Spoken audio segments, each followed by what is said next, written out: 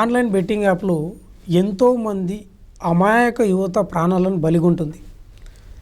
మనం చూస్తుంటాం ఇన్స్టాగ్రామ్లో కానీ యూట్యూబ్లో కానీ ఈ బెట్టింగ్ యాప్లను ప్రమోషన్ చేస్తూ యూట్యూబర్లు, ఇన్స్టాగ్రామ్ ఇన్ఫ్లుయెన్సర్స్ యువతను ఆ రొంపిలోకి దించుతున్నారు. దించిన తర్వాత ఆ బెట్టింగ్ యాప్లలో డబ్బులు పెడుతూ లాస్ అవుతూ అప్పులు తెచ్చి దాంట్లో బెట్టింగ్ చేస్తూ అప్పుల పాలై ఆత్మహత్య చేసుకుంటున్న పరిస్థితులు కూడా మనకు కనిపిస్తున్నాయి. మనం చూసుకోవచ్చు, ఈ మధ్యకాలంలో పైసలు అంటే లెక్కలేనట్లు కనిపిస్తుంది కొందరు యువతకు. అవి డూప్లికేట్ నోట్సా ఒరిజినల్ నోట్సా తెలియదు. రోడ్ల మీద అడ్డగోలు ఇట్లా ఇసిరేస్తున్నారు. హైవే కాడ ఓడు 20,000 విసిరేస్తాడు, వచ్చి తీసుకోండి అంటాడు. ఇంకోడు బుల్లెట్ బండ్లు కాళ్ళబెడతాడు. ఇక చూడండి, మేము ఇంత ఇంత ఖరీదైన బుల్లెటే నేను కాలబెట్టినంటే తగలబెట్టినంటే నాకు బెట్టింగ్ యాప్లలో ఎంత డబ్బు వస్తుందో మీరే అర్థం చేసుకోండి అని అమాయక యువతను ఆ రొంపిలోకి దించుతున్నారు. లేటెస్ట్గా చూసుకుంటే భయ్య సన్నీ యాదవ్ అనేవాడు ఒక కెమెరా షాప్కి పోతాడు, కెమెరా కొనుక్కుంటాడు. దానికి దాదాపు ఓ 90,000 ఏమో. అయితే ఆ 90,000 చెల్లించడానికి అదే షాప్లో ఫోన్లో బెట్టింగ్ యాప్లో పైసలు పెడతాడు. 90,000 రూపాయలు సంపాదిస్తాడు.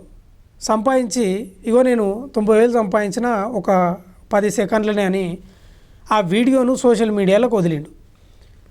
దానివల్ల ఏంది, యువత అరే ఇంత ఈజీనా అనుకునే ప్రమాదం ఉంది. ఇప్పుడు ఇదే అంశంపై సీనియర్ ఐపీఎస్ అధికారి సజ్జనర్ చాలా సీరియస్ అయ్యాడు.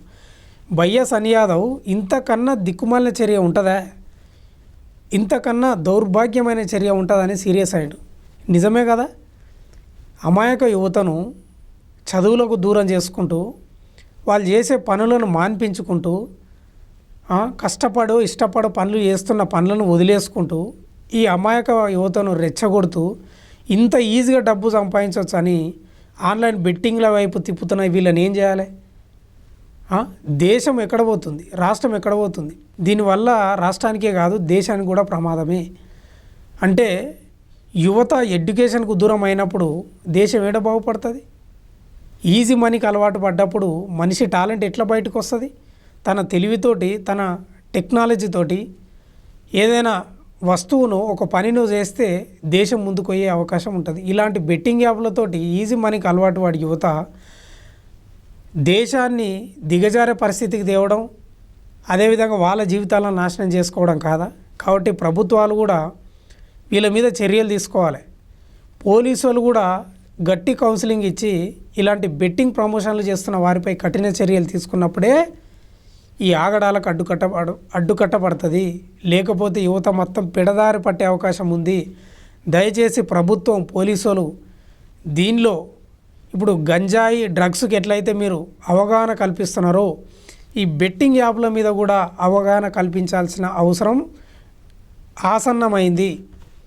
కాబట్టి ప్రభుత్వాలు దీనిపై దృష్టి సారించి ఇలాంటి వెధవలను ఎక్కడికక్కడ శిక్షిస్తేనే చక్కగా అవుతారు.